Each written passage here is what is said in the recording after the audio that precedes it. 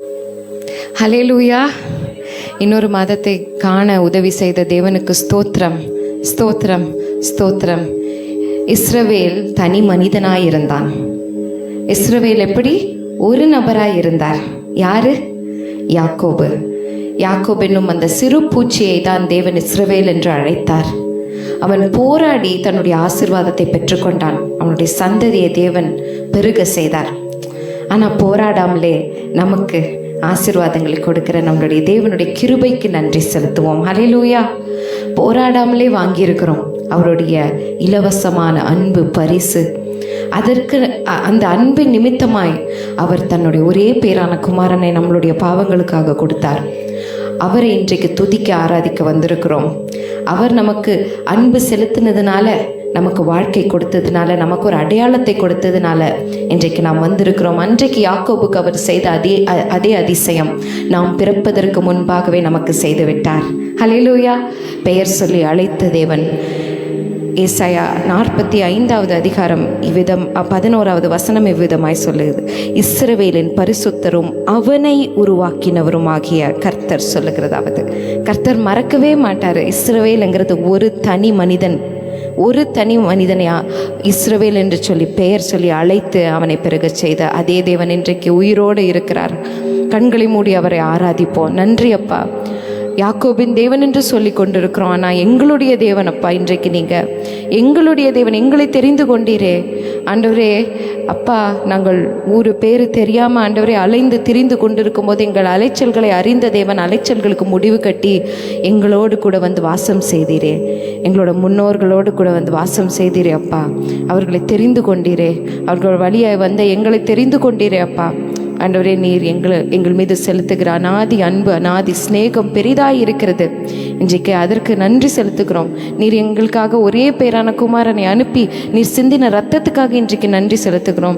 அவருடைய ரத்தத்தையும் அவருடைய சரீரத்தையும் நாங்கள் இன்றைக்கு உட்கொள்ளும் போது தேவரீர் எங்களுடைய உள்ளத்தை நீர் கழுவி, இன்னும் ஒரு முறை கழுவி அப்பா பரிசுத்தப்படுத்துங்கப்பா. உமக்கு உகந்த வாசனையான ஒரு வாழ்க்கையை வாழ உதவி செய்யுங்க. எங்களுடைய இருதயங்களை ஆராய்ந்து அறிந்து கொள்ளுங்கப்பா. இஸ்ரவேல் தெரிந்து கொண்ட தேவன், அவனை தெரிந்து கொண்ட தேவன் அப்பா. நீங்கள் சொல்றது கர்த்தராலே நெத்திய ரட்சிப்பினால் ரட்சிக்கப்படுவான் என்று சொன்னீங்களே. நீங்கள் என்றென்றைக்கும் சதா காலங்களும் வெட்கப்படாமலும் கலங்காமலும் இருப்பீர்கள் என்று சொன்னீங்களே அப்பா. நீர் எங்களோடு கூட இருக்கிறீர். நீர் எங்களோடு கூட இருக்கிறீர் அப்பா. நன்றி. இன்றைக்கு நாங்கள் உங்களுக்கு செலுத்து போகிற ஆராதனை, நீங்கள் எங்களோடு கூட பேச போகிற வார்த்தை எல்லாவற்றுக்காகவும் தேவரீர் உம்முடைய பாதத்தில் வந்திருக்கிறோம். நசரேயனாகிய இயேசு கிறிஸ்துவின் நாமத்திலே அனைத்தையும் உம்முடைய சன்னிதானத்தில் நாங்கள் ஏறெடுத்து ஜெபிக்கிறோம் எங்கள் அன்பின் பரமபிதாவே. ஆமென். ஹல்லேலூயா. ஆமென். ஸ்தோத்திரம். முடிந்தவர்கள் எழுந்து நின்று கொஞ்ச நேரம் தேவனை ஆராதிப்போமா? ஹல்லேலூயா. ஸ்தோத்திரம், ஸ்தோத்திரம் ஆண்டவரே. புதிய மாதத்தை காண கர்த்தர் கிருபை செய்திருக்கிறார். எத்தனை பேர் சந்தோஷமா இருக்கிறீங்க? ஆமென். நீதிமான்களுடைய கூடாரங்களில் ரட்சிப்பின் கம்பீர சத்தம் உண்டு. ஆமென். அந்தகாரத்தில் நின்று தம்முடைய ஆச்சரியமான ஒளிக்கு என்னை அழைத்து வந்தவர், பாழாய் கிடந்த என்னை ஏதேன் தோட்டத்தை போல மாற்றினவர், வனாந்திரமாயிருந்த என்னை வயலினமாய் மாற்றினவர். அவருடைய பரிபூரணத்தினால் நாம் கிருபையின் மேல் கிருபை பெற்றோம். கர்த்தர் எனக்கு நன்மை செய்தபடியால் நான் அவரை பாடுவேன். எத்தனை பேர் இன்னைக்கு உற்சாகத்தோடு இருக்கீங்க? அல்லேலூயா. எங்களோட சேர்ந்து கரங்களை தட்டி பாடலாமா?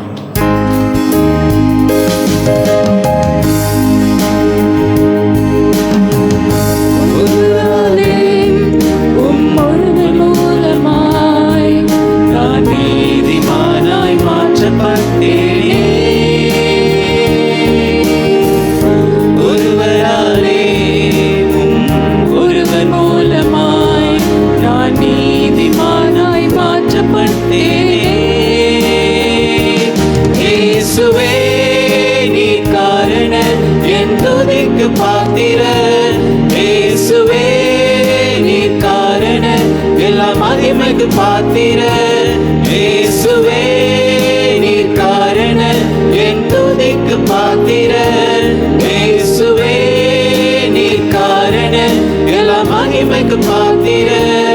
உம்மை ஆராதிப்பேன் வாழ்நாளெல்லாம், உம்மை ஆராதிப்பேன் வாழ்நாளெல்லாம்.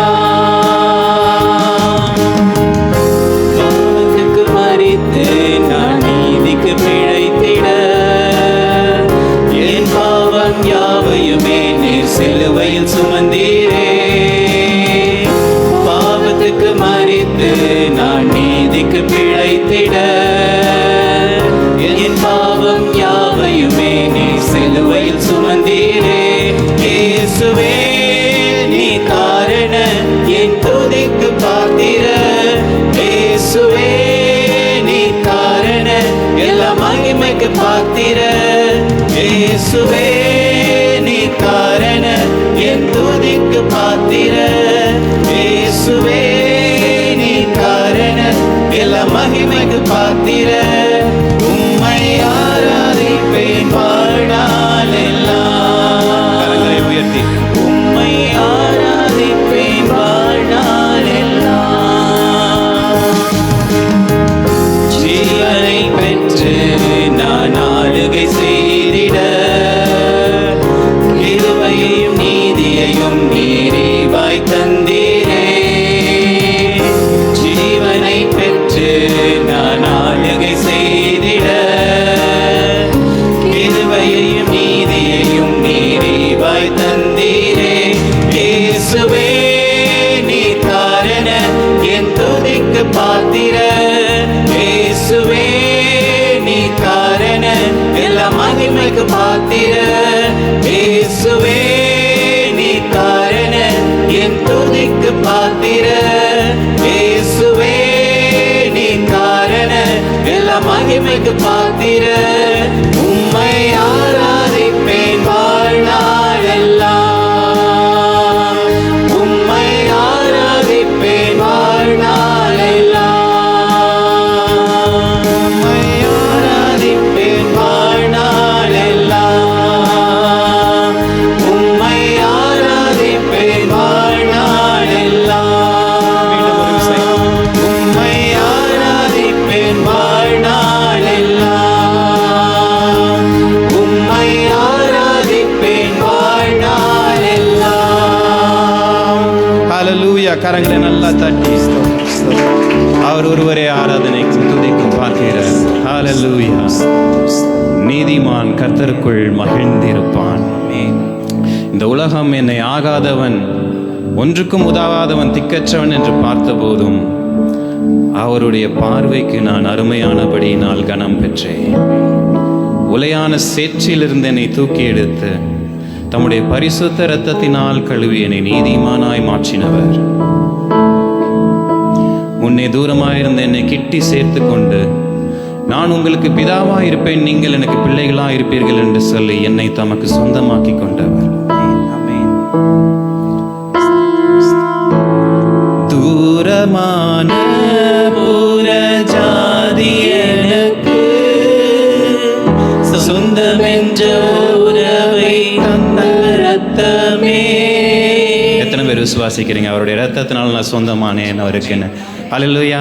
பாடலாமா?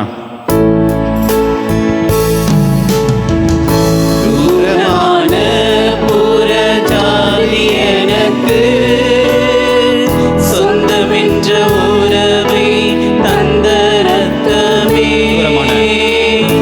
தூரமான புறஜாதி எனக்கு சொந்தமென்ற உறவை தந்த இரத்தமே.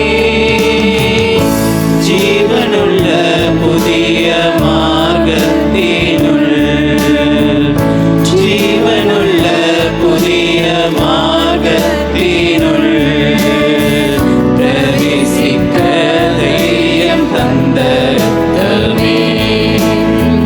பிரவேசிக்க தைரியம் தந்த இரத்தமே.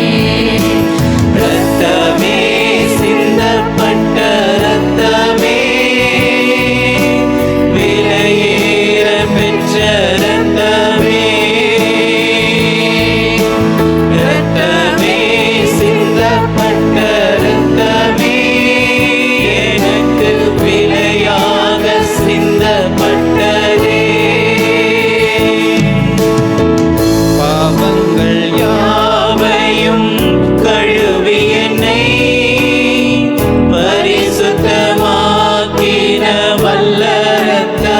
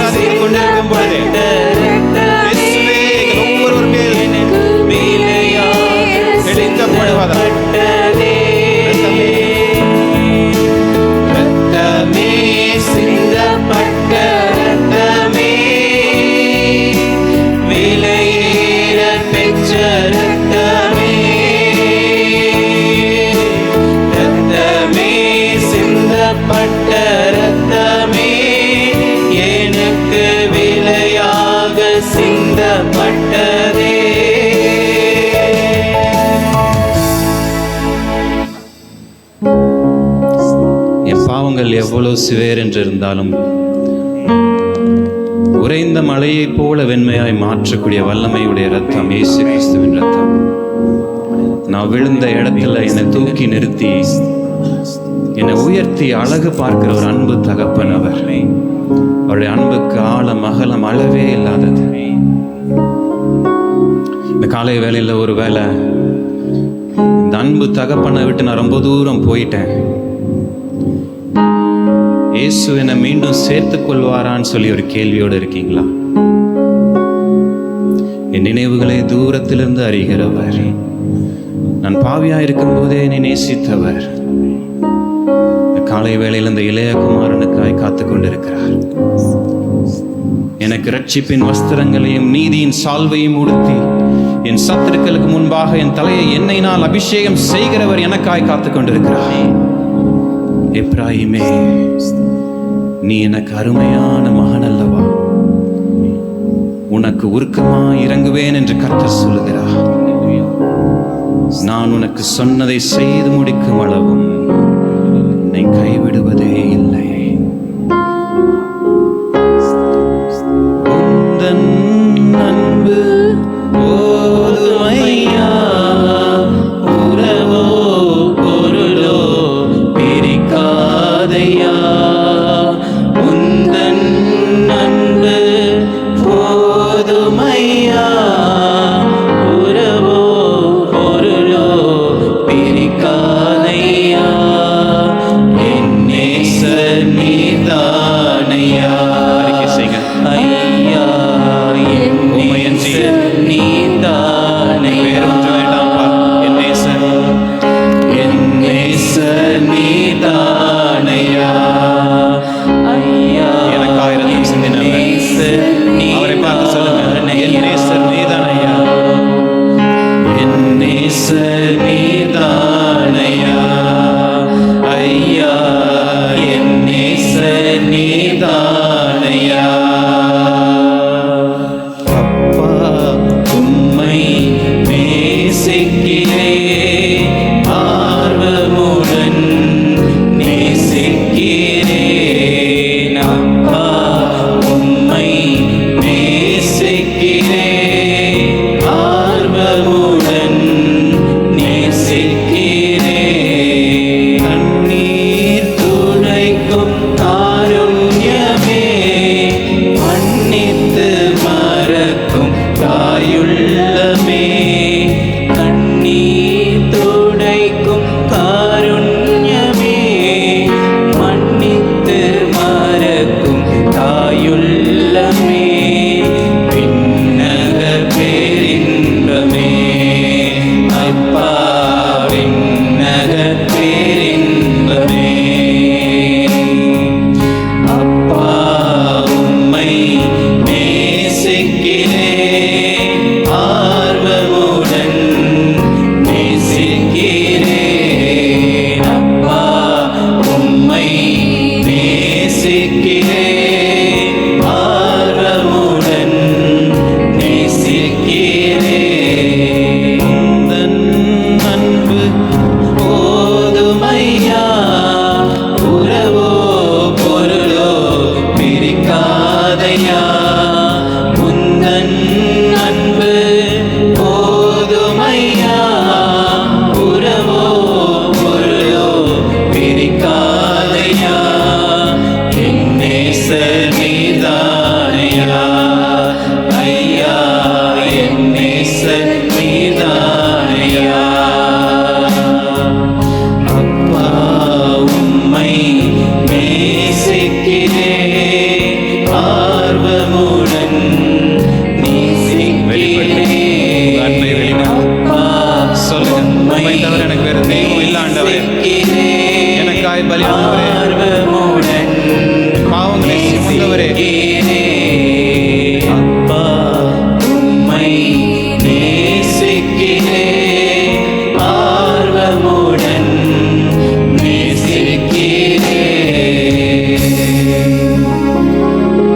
கர்த்தரால் மீட்கப்பட்டவர்கள் ஆனந்த களிப்புடன் பாடி சீயோன் திரும்புவார்கள். நித்திய மகிழ்ச்சி அவர்கள் தலையின் மேல் இருக்கும். கர்த்தர் எனக்கு செய்த எல்லா உபகாரங்களுக்காகவும் அவருக்கு எண்ணத்தை செலுத்துவேன். ரட்சிப்பின் பாத்திரத்தை எடுத்துக்கொண்டு கர்த்தருடைய நாமத்தையே நான் தொழுது கொள்ளுவேன். மீட்பரும் இரட்சகருமாகிய இயேசு ஒருவருக்கே எல்லா துதியும் கனமும் மகிமையும் உண்டாயிருப்பதாக. ஆமென். கர்த்தருடைய பரிசுத்த நாமத்துக்கு மகிமை உண்டாயிருக்கட்டும். இந்த ஓய்வு நாளிலே நம் அனைவரையும் ஒன்றாய் கூட செய்த சர்வ வல்லமையுள்ள தேவனுக்கு நன்றி சொல்லுவோம். சுகபல ஜீவன் ஆரோக்கியத்தை தந்து நம்மை தாங்கி இருக்கிற தேவனுக்கு நன்றி சொல்லுவோம். ஒருமித்து கூடி வந்து அவரை மகிமைப்படுத்தி இந்த அன்பின் ஐக்கியத்திலே ஜீவ வார்த்தை சொல்லுகிறது போல சகோதரர்கள் ஒருமித்து வாசம் பண்ணுகிற இடத்திலே ஆசீர்வாதத்தையும் ஜீவனையும் வைப்பேன் என்றவர் நம் மத்தியிலே ஆசீர்வாதத்தையும் ஜீவனையும் வைத்திருக்கிறார். அதற்காக நன்றி சொல்லுவோம். எல்லாமே கர்த்தருடைய கிருபை, இரக்கம், தயவு, அவருடைய வழிநடத்துதல், அவருடைய பராமரிப்பு, பாதுகாப்பு. இன்றைக்கு நாம் இந்த ஆராதனை செய்திக்கு பிறகு கர்த்தருடைய பந்தியையும் நம்ம ஆசரிக்க போகிறோம், கருத்தோடு ஆசரிக்க போகிறோம். ஆகவே நமக்கு ஆத்துமத்துக்கும் சரீரத்துக்கும் ஆவிக்கும் ஒரு புது பலனையும் தேவன் நமக்கு அதன் மூலமாக கட்டளையிடுகிறார். அதற்காக நன்றி சொல்லுவோம். இன்றைய செய்தியினுடைய தலைப்பு ஆண்டவராகிய இயேசு கிறிஸ்துவினுடைய தியாகங்கள். கிறிஸ்து நமக்காக மரித்ததினால்தான் நமக்கு ஒரு வாழ்வு அளிக்கப்பட்டிருக்கிறது. அவர் எப்படிப்பட்ட தியாகங்களை எல்லாம் நமக்காக செய்திருக்கிறார் என்று நாம் தியானிக்கும்போது நாமும் நம்முடைய வாழ்க்கையிலே தியாகங்கள் செய்வதற்கு ஒரு நாளும் அச்சப்படக்கூடாது, தயங்கக்கூடாது என்கின்ற அந்த ஒரு புது பலத்தை, உத்வேகத்தை நாம் இந்த வார்த்தைகளை தியானிப்பதிலிருந்து நாம் பெற்றுக்கொள்கிறோம். நீங்கள் புதிய ஏற்பாட்டில் திறந்து பார்த்தீங்கன்னாக்கா எந்த பேஜில் நீங்கள் திறந்து பார்த்தாலுமே இயேசு கிறிஸ்துவை நமக்காக செய்த தியாகம் கண்டிப்பாக ஏதாவது ஒரு பகுதியில் இருக்கும். ஏனென்றால் இந்த நாளின் செய்திக்காக நான் வசனங்களை தேடிக்கொண்டிருக்கும் போது அது பாட்டுக்கு போய்கிட்டே இருக்குது. நிறைய சீரீஸ் பேசலாம் இயேசுவின் தியாகத்தை பற்றி. அப்போது சிலுவையின் தியாகத்தை பற்றி நிறைய யோசிக்கலாம், தியானிக்கலாம், பேசலாம். ஆங்கில ஆராதனையில் நான் எடுத்த ஒரு 4 குறிப்புகளை மட்டும் சுருக்கமாக ஃபஸ்ட்டு நான் சொல்லிவிட்டு இந்த இயேசு கிறிஸ்துவனுடைய தியாகங்களுக்குள்ளே கடந்து போக விரும்புகிறேன். சிலுவையை பற்றி நம்ம நினைக்கும் போது முதலாவது சிலுவையை குறித்த அறிவு. இந்த சிலுவையை குறித்த அறிவு, சிலுவைனா என்ன, இயேசு கிறிஸ்துவின் சிலுவைக்கும் எனக்கும் என்ன தொடர்பு என்பதை குறித்த அந்த அறிவு நமக்கு இருக்கிறதுனால தான் இங்கே நம்ம உட்கார்ந்துருக்கிறோம். ஆனால் அந்த அறிவில் எவ்வளவு ஆழமாக நம்ம கடந்து போகிறோம் அந்த தியானத்தில் என்பதை நம்ம புரிந்து கொள்ள வேண்டும். ஒருவேளை நமக்காக நம்ம செஞ்ச ஒரு தப்புக்கு ஒரு மனிதன் நம்முடைய இடத்துல நீங்கள் ஜெயிலுக்கு போக வேண்டாம், இல்லை நீங்கள் தூக்கு கயிறுக்கு போக வேண்டாம், உங்களுக்கு பதிலாக நான் போகிறேன்னு சொன்னால் அந்த மனிதனை நாம் எந்த கண்ணோட்டத்தோடு கூட பார்ப்போம். இதெல்லாம் நம்ம கொஞ்சம் உட்காந்து யோசித்து பார்க்கணும். நம்ம ஒரு தப்பு பண்ணிட்டோம், ஜெயிலில் போட போகிறாங்க, இல்லை தூக்கு கயிறுக்கு அனுப்ப போகிறாங்கன்னு போது ஒரு மனிதன் நம்மை பார்த்து நீ போக வேண்டாம், உனக்கு பதிலாக நான் போகிறேன்னு சொன்னால் போய் ஜீவனை கொடுத்தால் அல்லது சிறைச்சாலைக்குள்ளே போனால் அந்த மனிதனை பற்றி நம்ம என்னென்னா யோசிப்போம் மனசில், இல்லையா? எவ்வளவு சந்தோஷப்படுவோம், பெருமிதப்படுவோம், நன்றி உள்ளவர்களாக இருப்போம், இல்லையா? ஆனால் இயேசு கிறிஸ்து நம்முடைய இடத்துல கல்வாரி சிலுவையில் ஜீவனை கொடுத்து அடிப்பட்டு வதைப்பட்டு நம்ம அடிக்கப்பட வேண்டிய இடத்துல, வதைக்கப்பட வேண்டிய இடத்துல ஜீவனை கொடுத்து மீட்டார் என்று சொல்வதை நம்ம ரொம்ப லைட்டாக எடுத்துக்கிறோம். அதை நம்ம ஒரு சீரியஸாக நம்ம எடுக்கிறது இல்லை. எவ்வளவு சிலுவை குறித்து ஆழமாய் தியானிக்கிறோமோ அவ்வளவுக்கு அவ்வளவு நாம் அதை குறித்து அதிகமாக உணர்ந்து அவருக்கு நன்றி உள்ளவர்களாய் இருப்போம். ஸோ முதலாவது வெறும் அறிவு மட்டும் பத்தாது அருமையான தேவஜனமே, அனுபவமும் வேண்டும். சிலுவையை பற்றி அனுபவம் வேண்டும். அதை நம்ம பார்த்தோம். அடுத்தது நீங்கள் பார்த்தீங்கன்னாக்கா சிலுவையினுடைய நம்முடைய வாழ்விலே சிலுவை கொடுக்குற ஆசீர்வாதங்கள், ஏராளமான ஆசீர்வாதங்களை சிலுவை நமக்கு கொடுக்கிறது. அது நித்திய ஜீவனையும் நமக்கு அருளுகிறது அப்படின்னு சொல்லி நம்ம பார்க்குறோம். ரோமர் 5வது அதிகாரம் 8வது வசனத்தில் நாம் இப்படி பார்க்குறோம். ஆண்டவராகிய இயேசு கிறிஸ்துவனுடைய சிலுவை, அவருடைய சிலுவை மரணம் நமக்கு என்ன ஆசீர்வாதங்களை கொடுக்கிறது அப்படின்றத நம்ம பார்க்கிறோம். அவருடைய தியாகம் நமக்கு என்ன ஆசீர்வாதங்களை கொடுக்கிறது? எல்லாரும் சேர்ந்து வாசிப்போமா? ரோமர் 5வது அதிகாரம் 8வது வசனம். நல்ல வைராக்கியமாக சத்தமாக வாசிங்க. பைபிள் வச்சுருக்கவங்களாம் பைபிள் எடுத்து வாசிங்க. நாம் பாவிகளாய் இருக்கையில் கிறிஸ்து நமக்காக மரித்ததினாலே தேவன் நம்மேல் வைத்த தமது அன்பை விளங்க பண்ணுகிறார். எதனால அப்படின்னா அவருடைய அன்பு. ஹல்லேலூயா. அவருடைய அன்பு நம்மேல வைத்த அன்பினாலே, அன்பின் நிமித்தம் அதை செய்தார் அப்படின்னு சொல்லி நம்ம பார்க்கிறோம். நம்ம பாவிகளாய் இருக்கையிலேயே அவர் நமக்காக அவர் மரித்தார். ஏன்னா அதுக்கு முன்னால் 7வது வசனம் சொல்லுகிறது, நம்ம நீதிமானுக்காக ஒருவன் மரிக்கிறது அரிது, நல்லவனுக்காக ஒருவன் மரிக்க துணிவான். ஆனால் நாம பாவிகளாய் இருக்கையிலே கிறிஸ்து நமக்காக மரித்ததினாலே தேவன் நம்மேல் வைத்த அன்பை விளங்க பண்ணுகிறார். இப்படி நாம் அவருடைய இரத்தத்தினால் நீதிமான்களாக்கப்பட்டிருக்கிறோம். நம்ம கோபாக்கினைக்கு நீங்களாக அவரால் ரட்சிக்கப்படுவது எவ்வளவு நிச்சயம் அப்படின்னு சொல்லி நம்ம பார்க்கிறோம் இல்லையா? இப்போது நல்ல கவனிங்க அருமையான தேவஜனமே. நான் ஒரு உதாரணம் உங்ககிட்ட சொன்னேன். நம்ம செஞ்ச ஒரு தப்புக்காக நம்ம ஜெயிலுக்கோ அல்லது தூக்கு கயிறுக்கோ போகிறோன்னா அதோடு அங்கே முடியறதில்ல. அடுத்த லெவல் என்ன தெரியுங்களா? அழியாத அக்கினி, நித்திய அக்கினி. அது ரொம்ப முக்கியமான விஷயம். இதோட முடிஞ்சிருச்சு, சாப்டர் க்ளோஸ்னால் கூட பரவாயில்ல, ஏதோ போனோம் செத்தோம் தூக்கு கயிறில் போட்டாங்கன்னு இல்லையே. அதுக்கப்புறம் ஒரு அழியாத ஒரு அக்கினி இருக்கிறது இல்லையா? சதா காலங்களிலும் அந்த அக்கினினால் வாதிக்கப்படுகிற ஒரு வேதனையான ஒரு அனுபவத்தை பற்றி என்னைக்காவது நீங்கள் யோசித்து பார்த்துருக்கீங்களா? அதிலிருந்து கர்த்தர் நம்மை மீட்டு எடுத்திருக்கிறாரே. அப்போ எவ்வளவு அதிகமாக அவரை நம்ம நேசிக்கணும், எவ்வளவு அவருடைய அந்த ரட்சிப்புக்காக அவருக்கு நம்ம நன்றி சொல்லணும், எவ்வளவு அவருக்கு உண்மையாக இருக்கணும், எவ்வளவு அவரை உயர்வாக நம்முடைய வாழ்க்கையில் நினைக்கணும் என்பதற்காகத்தான் இந்த வசனங்கள் எல்லாம் நமக்காக கொடுக்கப்பட்டிருக்கிறது. பாவியாக இருந்தாலும் பரவாயில்ல, உன்னை நான் நேசிப்பதனால, உன் மேல் அன்பு வைத்ததுனால உன்னை மீட்கும் பொருளாக என்னையே நான் ஒப்பு கொடுக்கிறேன் என்று சொல்லி கல்வாரி சிலுவைக்கு அவர் கடந்து போனார் என்று சொல்லி பார்க்குறோம். இந்த தியாகம் எப்படிப்பட்ட தியாகம்னா, ஒரு குண்டூசி குத்துனா எவ்வளவு வலிக்குது நமக்கு. ஒரு ஊசி போட போகிறோம் ஆஸ்பத்திரியில், எவ்வளவு அந்த ஒரு ஊசியை நமக்கு நல்லா தெரியும், ஒரு ஃபியூ செகண்ட்ஸில் அந்த ஊசியை போட்டு எடுத்துருவாங்க. ஆனால் அது எவ்வளவு வலிக்குது, எவ்வளோ கஷ்டமாக இருக்குது இல்லையா? காலில் அடிபட்டது வலிக்குது, ரத்தம் எங்கேனா நம்ம அடிபட்டு ரத்தம் வருது வலிக்குது. அப்புறம் கத்தியில் வெட்டிக்கிறோம் சில நேரத்தில், ரத்தத்தை பார்த்த உடனே கஷ்டமாக இருக்குது, வலிக்குது. அப்போது அந்த கொஞ்சம் வலியை நம்மளால் தாங்க முடியலையே. ஒரு ராத்திரி முழுசும் அவரை போட்டு அடின்னு அடித்தாங்களே. அப்புறம் உழுத நிலமாக அவருடைய சரீரம் கிழிக்கப்பட்டதுன்னு சொல்லுது. அப்புறம் அதுக்கப்புறம் பார்த்திங்கன்னா ஒரு சரீரத்தின் ஒரு அவயவம் கூட அவர் விட்டு வைக்கலை. எல்லா சரீரத்தின் அவயவங்களையும் போட்டு அடித்தாங்க, முகத்தில் துப்புனாங்க, காரி துப்புனாங்க, மிதித்தாங்க, எல்லாமே நடந்தது. அதுக்கு பிறகு தான் அந்த சிலுவையை அவர் தூக்கி கொண்டு அதுக்கு இவ்வளோ ராத்திரி எல்லாம் உடம்புல இருந்து ரத்தம் போயிருக்குது. அடுத்த நாள் அந்த சிலுவையை தூக்கி கொண்டு போகிறாரு. இதெல்லாம் கொஞ்சம் சிலுவையை குறித்த தியானம் அதனால தான் ரொம்ப அவசியம். அருமையான தேவஜனமே, சிலுவையின் தியானம் ஏன் வேணும் தெரியுமா? சிலுவை தியானம் வெறும் அந்த குட் ஃப்ரைடே அன்னைக்கு அந்த டைமில் மட்டும் நம்ம பண்ணிட்டு விட்டுறக்கூடாது. வாழ்நாள் முழுவதுமே சிலுவை தியானம் வேண்டும். ஏனென்றால் அந்த சிலுவை தியானம் தான் அவரை நாம் நேசிப்பதற்கு நம்மை உந்தி தள்ளுகிறது அப்படின்னு சொல்லி நம்ம பார்க்கிறோம். ஆமென். அடுத்தது எபிரேயருக்கு எழுதின நிருபம் 9வது அதிகாரம் 12வது வசனத்துக்கு தயவுசெய்து என்னோடு கூட வாருங்கள். எபிரேயருக்கு எழுதின நிருபம் 9வது அதிகாரம் 12வது வசனம். எல்லாரும் சேர்ந்து வாசிப்போம். 11லேருந்து வாசிப்போமே. எபிரேயர் 9:11. கிறிஸ்துவானவர் வரப்போகிற நன்மைகளுக்குரிய பிரதான ஆசாரியராய் வெளிப்பட்டு கையினால் செய்யப்பட்டதாகிய இந்த சிருஷ்டி சம்பந்தமான கூடாரத்தின் வழியாக அல்ல, பெரிதும் உத்தமமான கூடாரத்தின் வழியாக வெள்ளாட்டுக்கடா இளம் காளை இவைகளுடைய இரத்தத்தினாலே அல்ல, தம்முடைய சொந்த இரத்தத்தினாலும் ஒரே தர மகா பரிசுத்த ஸ்தலத்திலே பிரவேசித்து நமக்கு நித்திய மீட்பை உண்டு பண்ணினார்.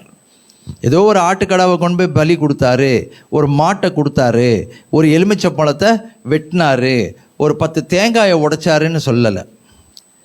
அவரையே ஜீவபலியாய் அந்த கல்வாரி சிலுவையிலே ஒப்பு கொடுப்பதற்கு அவர் தயங்கவே இல்லைங்க. அப்படி அவர் தம்முடைய பரிசுத்த சொந்த இரத்தத்தினாலே மகா பரிசுத்த ஸ்தலத்திலே பிரவேசித்தபடினாலே நித்திய மீட்பை நமக்கென்று அவர் உண்டு பண்ணி இருக்கிறார். ஹல்லேலூயா. அது மட்டுமல்ல, 14வது வசனம் நீங்கள் பார்த்தீங்கன்னா, நித்திய ஆவியினாலே தம்மை தாமே பழுதற்ற பலியாக தேவனுக்கு ஒப்பு கொடுத்த கிறிஸ்துவனுடைய இரத்தம் ஜீவனுள்ள தேவனுக்கு ஊழியம் செய்வதற்கு உங்கள் மனசாட்சியை செத்த கிரியைகள சுத்திகரிப்பது எவ்வளவு நிச்சயம் அப்படின்னு சொல்லி நம்ம பார்க்கிறோம். ஓகே, அப்போ நம்ம மனசாட்சியை சுத்திகரிக்கிறது எதுக்காக? ஊழியம் செய்வதற்காக. இப்போ நேற்று ஒரு ராக் குரூப்பில் ஒரு வீடியோ நான் போட்டிருக்கேன். நீங்கள் எத்தனை பேர் அதை படிச்சிங்கன்னு தெரியாது. ஒரு தெளிவான ஒரு சபை இருக்கும் என்றால், தெளிவான ஒரு சபை கர்த்தருடைய வார்த்தையிலே கட்டப்பட்ட சபையாக இருக்கும் என்றால் அதில் 5 காரியம் இருக்கும்னு சொல்கிறாங்க. அந்த 5 காரியம் இருக்கிற சபைக்கு நீங்கள் போகலாம். அந்த 5 காரியம் இருக்கிற சபைக்கு போனால் உங்கள் ஆத்மா வீணாக போகாது. முதலாவது என்ன சொல்கிறாருனாக்கா, அண்டசராசிரத்தை உருவாக்கி படைத்து நாமம் தரித்த ஒரே ஒரு தேவன் இருக்கிறார் என்ற நம்பிக்கையை பிரசங்கிக்கிற சபை. 2வது, பாவ மன்னிப்புக்கென்று ஆண்டவராகிய பரிசுத்த இரத்தம், இயேசு கிறிஸ்துவினுடைய இரத்தம் சிந்தப்பட்டு பாவத்துக்கு பரிகாரம் செலுத்தப்பட்டு அந்த பாவ மன்னிப்புக்கான ஒரே ஒரு வழி ஆண்டவராகிய இயேசு கிறிஸ்துவினுடைய பரிசுத்த இரத்தம் தான். அந்த இரத்தத்தின் வழியாகத்தான் நம்ம கடந்து போகிறோம் அப்படின்ற அந்த 2வது ஒரு ரொம்ப முக்கியமான ஒரு சத்தியம் அவசியமாக இருக்கிறது. 3வது இயேசு கிறிஸ்துவை சொந்த இரட்சகராக ஏற்றுக்கொண்டு ஞானஸ்நானம் பெற்று, எப்படி பாவத்தை அறிக்கை பண்ணி ஞானஸ்நானம் பெற்றது. இன்றைக்கி கல்யாணத்துக்கு ஞானஸ்நானம் பெற்றுக்கொள்கிறவங்க இருக்காங்க, கருமாதிக்கு ஞானஸ்நானம் பெற்றுக்கொள்கிறவங்க இருக்காங்க. ஆனால் இது அப்படி கிடையாது. கர்த்தரை சொந்த இரட்சகராக ஏற்றுக்கொண்டு ஞானஸ்நானம் பெற்று இயேசுவை சொந்த இரட்சகராக அறிக்கை செய்து அந்த இரட்சகருக்காக இனிமேல் நான் வாழ்வேன் என்ற அந்த புதிய சிருஷ்டியாக உருவாக வேண்டும் என்று மிக தெளிவாக பிரசங்கிக்கிற சபையாக அந்த சபை இருக்க வேண்டும். எல்லாத்தையும் அப்படி பூசி மலிப்பி அனுப்புறது ரொம்ப சுலபம். எல்லாரையும் சந்தோஷப்படுத்தி அனுப்புறது ரொம்ப சுலபம். நீ கவலைப்படாத, நீ எப்படி வாழ்ந்தாலும் நீ பரலோக ராஜ்யத்துக்குள்ளே போயிடுவ, கவலைப்படாத, நீ வாட்டுக்கு காணிக்க மட்டும் கொடுத்துட்டு போயிரு, ஆனால் நீ பரலோக ராஜ்யத்துக்குள்ளே உள்ளே போயிடுவ அப்படின்னு நம்ம பிரசங்கிக்க முடியாது. ஏன்னா கர்த்தருடைய வார்த்தை ரொம்ப தெளிவாக இருக்கிறது. ரட்சிக்கப்பட்டு ஞானஸ்நானம் பெற்று கிறிஸ்துவுக்காக நம்ம வாழ வேண்டியது அவசியமாக இருக்கிறது. அடுத்தது, பரிசுத்த ஆவியானவருடைய அனுக்கிரகத்தை, வரங்களை, அவருடைய ஆவியின் கனியின் தன்மைகளை பெற்றுக்கொண்டு தான் நம்ம ஆண்டவருக்கு பின்னால் நம்ம போக முடியும், அவரை தொடர்ந்து போக முடியும் அப்படின்னு பிரசங்கிக்கிற அந்த சபை. பரிசுத்த ஆவியானவருடைய அபிஷேகம் வேண்டும், பரிசுத்த ஆவியானுடைய கனியின் தன்மைகள், முதலாவது கனியின் தன்மைகள் வேணும், அப்புறம் வரங்கள் வேணும் அப்படின்னு பிரசங்கிக்கிற சபை. அப்புறம் நீங்கள் பார்த்தீங்கன்னாக்கா கடைசியாக என்னன்னாக்கா சீஷத்துவத்துக்குள் நம்மை நடத்துகிற சபை. ஒன்றும் கவலைப்படாதீங்க, நீங்கள் ஞாயிற்றுக்கிழமை வாங்க, 1 மணி நேரம் இருங்க, நீங்கள் போய் எப்படி வேணால் இருங்க, ஒன்றும் பிரச்சனை இல்லைங்க, நீங்கள் இங்கே வந்தீங்கன்னா போதும் அப்படின்னு சொல்கிற சபை சபையாக இருக்க முடியாது. ஒவ்வொருவரையும் சீஷத்துவத்துக்குள்ளே நடத்த வேண்டியது அவசியமாக. நம்ம இயேசுவை நீ மற்றவங்களுக்கு அறிமுகம் செய்து வை. நீ யாரையும் கட்டாயப்படுத்தி மதம் மாற்ற வேண்டாம், யாரையும் நீ கட்டாயப்படுத்தி இழுத்துட்டு வர வேண்டாம். ஆனால் இப்படி ஒரு இரட்சகர் இருக்கிறார், இப்படி ஒரு ரட்சிப்பை அடைய வேண்டிய ஒரு உண்மையான நிலைமை மனிதனுக்கு இருக்கிறது. அவன் பாவ மன்னிப்பை பெற்றுக்கொள்ளணும், பரிசுத்தமாகணும், அவன் மேலே போகணும் அப்படின்றத நம்ம நல்லா சந்தோஷமாக நம்ம மற்றவர்களோட பகிர்ந்து கொள்ளணும். சீஷத்துவம் ரொம்ப ரொம்ப முக்கியம். ஒரு சீஷன்னா யார்? இயேசுவை அறிமுகம் பண்ணுகிறவன். அதை நம்ம செய்கிறோமா? இல்லை நம்ம 3 வேளை நல்லா சாப்பிட்டு நம்ம பாட்டுக்கு போய் தூங்கி எழுந்திட்டு நம்ம பாட்டுக்கு எப்படி இருந்துட்டு போகிறோமா? இல்லையே, அப்படி இருக்கக்கூடாது. சீஷத்துவத்துக்குள்ளே நடத்துகிற சபையாக இருக்க வேண்டும். அப்புறம் ரொம்ப முக்கியமான விஷயம் என்னன்னாக்கா, பரிசுத்த வாழ்க்கையை பிரசங்கிக்கிற ஒரு சபையாக இருக்க வேண்டும். அது யாராக இருந்தாலும் சரி, பரிசுத்தம் இல்லாமல் தேவனை தரிசிக்க முடியாது, பரிசுத்தம் இல்லாமல் பரலோக ராஜ்யத்துக்குள்ளே போக முடியாது. பாவங்கள் மன்னிக்கப்பட்டு பரிசுத்தமாக வேண்டும். அப்போ நம்ம என்ன சொல்கிறோம்? நம்ம சபையில் என்ன கற்றுக் கொடுக்குறோம்? மறுரூபத்தை பற்றி கற்றுக் கொடுக்குறோம். மறுரூபம் என்று சொன்னால் கிருபையின் மேலே கிருபை, பலத்தின் மேல் பலன், வல்லமையின் மேலே வல்லமை, அப்புறம் பரிசுத்தத்தின் மேல் பரிசுத்தம், அப்புறம் மகிமையின் மேல் மகிமை. இதை கற்றுக் கொடுக்குறோம். இப்படி வளர்கிற சபையாக இருக்கணும். இருக்கிறோமா? யோசித்து பார்க்கணும். இருக்கிறோமா? அப்போது மிக முக்கியமான ஒரு காரியத்தை கர்த்தருடைய வார்த்தை நமக்கு கற்றுக் கொடுக்குது. இயேசு கிறிஸ்து அவர் மகிமையிலே பிரவேசிக்கும் போது நீங்கள் பார்த்தீங்கன்னாக்கா அவர் நித்திய மீட்பை நமக்காக உண்டு பண்ணி வைத்திருக்கிறார் அப்படின்றத நம்ம கற்றுக்கொள்கிறோம். அடுத்தது பிலிப்பியர் 2வது அதிகாரத்துக்கு பாருங்கள். பிலிப்பியர் 2வது அதிகாரத்தில் இன்னும் சில வார்த்தைகள் கிறிஸ்துவை பற்றி நமக்கு சொல்லப்பட்டிருக்கு. இந்த கிறிஸ்து யார் அப்படின்னா தேவகுமாரன், வார்த்தையாக இருந்தவர் மனுஷனானார், மனுஷகுமாரன் ஆனார். அதுக்கு பிறகு அவர் தேவனுடைய ஒரே குமாரன், ஒரே பேரான குமாரனாக இருக்கிறார் அப்படின்னு சொல்லி நம்ம பார்க்குறோம். தேவனுடைய எல்லா குணாதிசயங்களையும் அவர் என்ன செய்கிறார்னாக்கா அவருக்குள் அவர் வைத்திருக்கார். தேவத்துவத்தின் பரிபூர்ணமெல்லாம் அவருக்குள் நிறைவாக இருந்தது. அப்படி தான் கர்த்தருடைய வார்த்தை சொல்கிறது. தேவத்துவத்தின் பரிபூர்ணம்னா தேவனுடைய குணாதிசயங்கள் எல்லாவற்றையும் அவர் அவர் அவர் பெற்றிருந்தார். பிலிப்பியர் 2வது அதிகாரம் 6வது வசனத்தில் நம்ம வாசிப்போம். கிறிஸ்து இயேசுவுக்குள் அவர் நம்மிடத்தில் வைத்த தயவினாலே. வாசிக்கிறீங்களா? எபேசியர் 2வது அதிகாரம் 6வது வசனம் என் கூட சேர்ந்து வாசிங்க. கிறிஸ்து இயேசுவுக்குள் அவர் நம்மிடத்தில் வைத்த தயவினாலே தம்முடைய கிருபையின் மகா மேன்மையான ஐஸ்வர்யத்தை வரும் காலங்களில் விளங்கச் செய்வதற்காக கிறிஸ்து இயேசுவுக்குள் நம்மை அவரோடு கூட எழுப்பி உன்னதங்களிலே அவரோடு கூட உட்காரவும் செய்தார். இப்போது நல்ல கவனிங்க.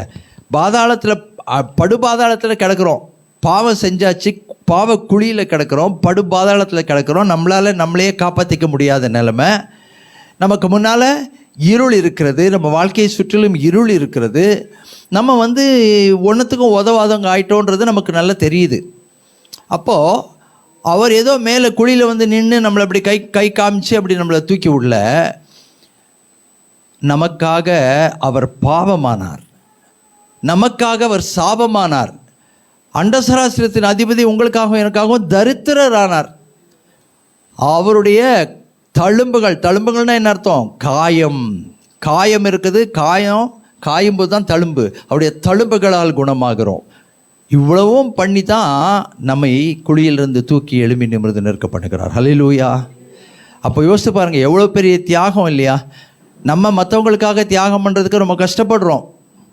நமக்காக கீழே கொஞ்சம் தாழ்ந்து போகிறதுக்கு கஷ்டப்படுறோம். மற்றவங்களுக்கு முன்னால் தாழ்ந்து போகிறதுக்கு கஷ்டப்படுறோம். இன்னுமே நமக்குள்ள அந்த பெருமை, அகங்காரம், ஆணவம் எல்லாம் இருக்குது. ஆனால் அவர் தேவகுமாரனாக இருந்தும் கூட பட்ட பாடுகளினாலே கர்த்தருடைய வார்த்தை சொல்லுகிறது, அவர் மரணப்பரியந்தம் கீழ்ப்படிதலாகி அவர் ஒரு ஒரு நல்ல கவனிங்க நான் சொல்கிறத, ஏதோ ஒரு ஊழியக்காரனுடைய சாயலை எடுத்தார்னா கூட பரவாயில்லைங்க. சரி, தேவகுமாரன் ஊழியக்காரனுடைய சாயல் எடுத்தார், ஊழியக்காரன் பரவாயில்ல. கர்த்தருடைய வார்த்தை என்ன தெரியுமா சொல்லுது? வேலைக்காரனுடைய சாயல் எடுத்தாருன்னு சொன்னால் கூட பரவாயில்ல. கர்த்தருடைய வார்த்தை சொல்லுகிறது, அவர் உங்களுக்காக எனக்காகவும் அடிமையின் ரூபத்தை எடுத்தார். அடிமையின் ரூபம், அவ்வளவு தன்னை தாழ்த்தி இருக்கிறார். அவ்வளவு தூரம் அவர் தம்மை தாழ்த்தி இருக்கிறார். அருமையான தேவஜனமே, அதனால தான் எல்லாவற்றுக்கும் மேலாக பிதாவானவர் அவரை உயர்த்தி இருக்கிறார். அப்போ என்ன தியாகம்னா என்ன தியாகம்? நம்மெல்லாம் ஒரு தியாகத்துக்கு ஒரு லெவல் வச்சுருக்கோம். பிரசங்கிக்கிற எனக்கும் அதுதான் உண்மைதான், உங்களுக்கும் அதுதான் உண்மைதான். நம்ம தியாகம்னா இதுக்கு மேலே, இந்த லெவலுக்கு மேலே நான் இறங்க மாட்டேன், இது வேணால் செய்வேன், இந்த லெவலுக்கு மேலே நான் இறங்க மாட்டேன். எல்லாம் ரெடி கரெக்டாக வச்சுருக்கோம், நம்ம படி அளந்து வச்சுருக்கிறோம். யாருக்கு எந்த லெவல் வரைக்கும் போக வேண்டதும் நமக்கு நல்லா தெரியும். ஆனால் உங்களுக்காகவும் என்னக்காகவும் நம்ம உயர்த்துவதற்காக இயேசு கிறிஸ்து அடிமையின் கோலம் எடுத்தாராம். அடிமையின் கோலம். அப்போ நம்ம மனசில் என்ன எண்ணம் வரணும்னா, நமக்குள்ளே இருக்க அந்த ஆணவம், அகங்காரம், பெருமை பேச்சுங்க, வீண் பந்தா எல்லாம் உடஞ்சி போகணும். நமக்குள்ளே நம்மை தாழ்த்தணும். அவர் மரண பரியந்தம் தம்மை தாழ்த்தினார், அவரை தாழ்த்தினார். நாம் கொஞ்சமாவது தாழ்ந்து போகணுங்க. சிலுவை பற்றி யோசிக்கும் போது அந்த தாழ்மையின் சிந்தை நமக்குள்ளே வர வேண்டும். கண்டிப்பாக அந்த தாழ்மையின் சிந்தை நமக்குள்ளே வர வேண்டியது அவசியமாக இருக்கிறது. அது மட்டும் இல்லை, அந்த 6வது 7வது வசனத்தில் நீங்கள் பார்த்தீங்கன்னா, கிறிஸ்து இயேசுவுக்குள் நம்மை அவரோடு கூட எழுப்பி உன்னதங்களில் அவரோடு கூட உட்காரவும் செய்தார். கிருபையினாலே விசுவாசத்தை கொண்டு ரட்சிக்கப்பட்டீர்கள், இது உங்களால் உண்டானதல்ல, அது தேவனுடைய ஈவு. எங்கே உட்கார வச்சாரு? நம்மளை கொண்டு போய் எங்கே உட்கார வைப்பாருங்க? கிறிஸ்துவோட ஒரே சிங்காசனத்தில் உட்கார வைக்கிறார். இன்றைக்கும் இன்றைக்கும் பல தேசங்களில் சர்ச்சுங்க இருக்குது. அந்த சர்ச்சில் எப்படி தெரியுங்களா, அந்த வெள்ளைக்காரர்கள் எல்லாம் மேலே உட்காந்துருப்பாங்க, இல்லைன்னா ஒரு சைடில் உட்காந்துருப்பாங்க. கருப்பர்களுக்கு தனி இடம், இந்த ஓரத்தில் ஒரு மூலையில் நீ உட்காந்துக்க வேண்டாம். இன்றைக்கும் சில திருச்சபைகள் இந்த இது இருக்குது, மேற்கத்திய நாடுகளில் இருக்கிறது. வெள்ளைக்காரங்களுக்கெல்லாம் நல்லா சீட்டு போட்டு நல்லா உட்கார வச்சுருப்பாங்க, கருப்பன்களுக்கெல்லாம் ஒரு மூலை, நீ அங்கே உட்காந்துக்கோ. இன்றைக்கும் இந்த கீழ் ஜாதி மேல் ஜாதிங்கிறது சபைக்குள்ளே இருக்கிறது. நம்ம தமிழ்நாட்டில் ஜாதி இருக்குது, மேலே ஜாதி கீழே ஜாதி இருக்குது. நீ அந்த ஜாதி இந்த ஜாதி விட்டா, இந்த ஜாதிக்கு இந்த ரோ, நீங்களாம் இந்த ஜாதி அந்த ரோ, நீங்களாம் இந்த ஜாதி, இப்படி இப்படி பிரித்து போடுறக்கூடிய வேறு வேதனையான ஒரு நிலைமை இன்றைக்கு சபைகளிலும் இருக்குது. இங்கே நம்ம தமிழ்நாட்டிலையும் இருக்குது, இந்தியாவிலையும் இருக்குது. ஆனால் ஆண்டவர் அதெல்லாம் பார்க்கலங்க. உங்களை யார் என்ன யாருன்னு எல்லாம் பார்க்கல, என்ன ஜாதின்னு கேட்கல. நீ ரட்சிக்கப்பட்டியா, பாவங்கள் கழுவப்பட்டாச்சா, பரிசுத்தமாக்கப்பட்டாச்சா, பிள்ளை ஆயிட்டியா, சுதந்திரவாளி ஆயிட்டியா, நீ வா வந்து என் கூட சிங்காசனத்தில் உட்கார். அல்லேலூயா. கிறிஸ்தவம் இந்த தமிழ்நாட்டுக்கு, இந்த இந்திய தேசத்துக்கு வந்த பிறகு எவ்வளவு கேவலங்கள் நம்முடைய தேசத்துலேருந்து மாறி இருக்கு தெரியுமா? அது யாராவது சொல்ல முடியுமா?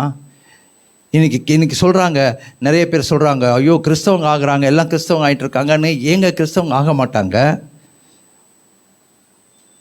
ஒரு காலத்தில் சகோதரிகள் மேலாடையே போடக்கூடாது, அவங்கள அடிமைகள் மாதிரி நடத்தின நாட்கள். மேலாடையே போடக்கூடாது. அவங்க மிஷினரிங்க வந்தாங்க, பார்த்தாங்க, இந்த அவலம் நிலையை பார்த்தாங்க, சகோதரிகள் படுகிற கஷ்டத்தை பார்த்தாங்க, துன்பத்தை பார்த்தாங்க. அந்த சட்டத்தையே மாற்றினாங்க. எல்லா சகோதரிகளும் கண்ணியத்தோடு கூட வாழணுன்ற அந்த ஒரு பெரிய ஆசீர்வாதத்தை சகோதரிகளுக்கு மத்தியிலே அவர்கள் கொண்டு வந்ததுக்கு யார் காரணம் தெரியுமா? கிறிஸ்தவ மிஷினரிகள் காரணம். ஹல்லேலூயா. வேற எவனுக்கு துணிச்சல் வரல. அவனுடைய கண்ணாசையை அவன் நிறைவேற்றி கொள்ளணுன்றதுக்காக அந்த சட்டத்தை சாதகமாக பயன்படுத்தி கொண்டிருந்த காலம். உடன்கட்டை ஏறுதல், கணவன் செத்துட்டா உன் மனைவி அதே செதையில் வச்சு சாகடிச்சிடணும், அவங்கள நெருப்பு எரிச்சிடணும். என்ன நியாயம் இது? கணவன் செத்தா மனைவி சாகணும், ஆனால் மனைவி செத்தா கணவன் சாக வேண்டிய அவசியம் இல்லை, அவன் இன்னொரு கல்யாணம் பண்ணிக்கலாம். எந்த தேசம்? நம்ம தேசத்தை பற்றி பேசிக்கொண்டிருக்கிறேன். நம்ம தேசத்தில் இருந்த கேவலமான காரியங்கள், கீழ்த்தரமான காரியங்கள், கண்மூடித்தனமான காரியங்கள். இயேசு கிறிஸ்துவுடைய அன்பு வந்தது, மிஷினரிகள் வந்தாங்க உள்ள.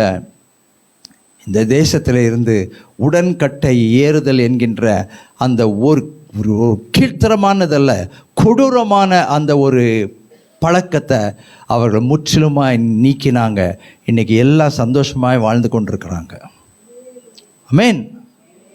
அது மட்டும் இல்லை, படிப்பறிவு யார் கொடுத்தது? கிறிஸ்தவ மிஷினரிகள் தான் வந்து கொடுத்தாங்க. பிரிண்டிங் மிஷினை யார் கண்டுபிடிச்சது? வெளிநாட்டில் இருந்து வந்தவங்க தான் கண்டுபிடிச்சாங்க. இந்த பரிசுத்த வேதாகமத்தை தமிழில் மொழிபெயர்த்தது யார்? சீகன் பால்க். தான் உயிரையே பணையம் வைத்து இங்கே வந்து வாலிப காலத்தில் 24 மணி நேரத்தில் 18 மணி நேரம் 19 மணி நேரம் உட்கார்ந்து இந்த மொழியை கற்றுக்கொண்டு அந்த மொழிக்கு ஒரு வடிவம் கொடுத்து அந்த மொழியில் நம்முடைய பரிசுத்த வேதாகமத்தை நமக்கு கொடுத்துருக்காங்கன்னா தியாகங்க, தியாகம்.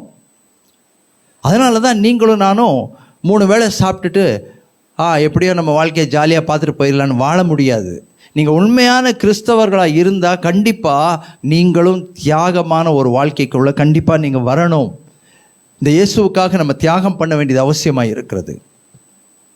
ஏன்? இந்த தியாகத்தினால தான் நாம் காக்கப்பட்டிருக்கிறோம். இன்றைக்கி இந்த தியாகத்தினால தான் இன்றைக்கி நமக்கு இந்த கண்ணியம். யாரோ செஞ்ச தியாகத்தினால தான் இன்றைக்கி நீங்களும் நானும் பிழைத்து கொண்டிருக்கிறோம். அப்போ நம்ம தியாகம் பண்ணக்கூடாதா? தியாக உணர்வு நமக்குள்ள, கிறிஸ்துவின் நிமித்தம் தியாக உணர்வு நமக்குள்ள வரலன்னா நாம் உண்மையான கிறிஸ்தவர்களாக இருக்க முடியாது. கண்டிப்பாக அந்த தியாக உணர்வு நமக்குள்ள வரணும். அந்த தியாகம் ஒரே நாளில் முடிஞ்சு போகிற தியாகம் இல்லை, 10 நாளில் முடிஞ்சு போகிற தியாகம் இல்லை. நம்ம சுற்றிலும் பார்க்கும்போது தேவைகள் இருந்து கொண்டே தான் இருக்குது. எப்போ நீங்கள் சுற்றி பார்த்தாலும் உங்களை சுற்றிலும் தேவைகள் இருக்கும். கண்டிப்பாக ஓரளவுக்கு நம்ம தியாகமான ஒரு வாழ்க்கை வாழ்வதற்கு கிறிஸ்து நம்மை வருந்தி அழைக்கிறார். என் மகனே மகளே, என்னை பாரு, கொஞ்சமாவது இறங்கு, கொஞ்சமாவது இறங்கு, கொஞ்சமாவது இறங்கி வாழு, கொஞ்சமாவது இறங்கி வாழு, கொஞ்சமாவது உனக்கு என்ன முடியுமோ செய்.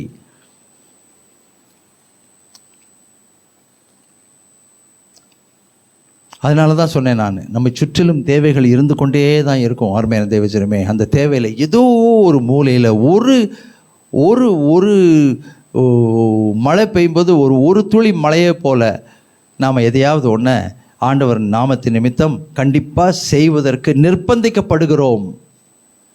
அதை சந்தோஷமாக செய்தால் அது நமக்கு ஆசீர்வாதம். ஆமீன். தன்னலமாக வாழ்வது இன்றைக்கி ரொம்ப சர்வசாதாரணமாகிடுச்சு. நான் என் குடும்பம், என் காரியம் நான் பார்த்துப்பேன், நான் வளருவேன், நான் செழிப்பேன், நான் நகை வாங்குவேன், நான் துணி வாங்குவேன், நான் இது வாங்குவேன், நான் வாங்குவேன், எனக்காக வாங்கிப்பேன், எனக்காக நான் எல்லாம் பண்ணிப்பேன், நான் யாரை பற்றி கவலைப்படணும் அப்படின்னு என்ற எண்ணம் இருக்கவங்க கிறிஸ்தவங்களாகவே இருக்க முடியாது. நன்மையை பெற்ற நாம் நன்மையை செய்ய அழைக்கப்படுகிறோம். ஆமீன். எபேசியர் 9வது அதிகாரம் 14வது வசனம். எபிரேயர் 9வது அதிகாரம் 14வது வசனம். கிறிஸ்துவின் தியாகம் நமக்குள்ளே கொண்டு வந்த காரியம். அடுத்த காரியம்,